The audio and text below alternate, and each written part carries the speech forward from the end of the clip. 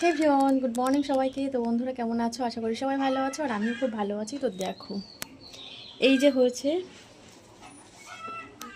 এই যে এই শাক রান্না হবে।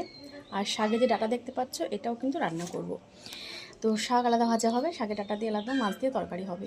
আর কুমড়োটা একটু দেখাই, দেখো কুমড়ো। কুমড়োটা কিন্তু দেখে তো মনে হচ্ছে খুব মানে স্বাদই হবে খেতে, কাঁচা কুমড়ো, দেশি কুমড়ো।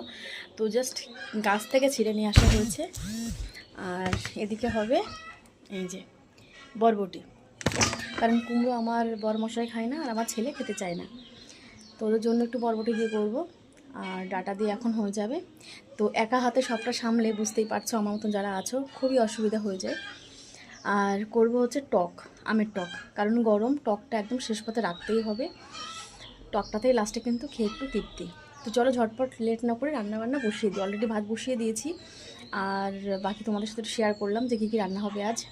তো চলো, টাটা, সঙ্গে থেকো, দেখতে থেকো।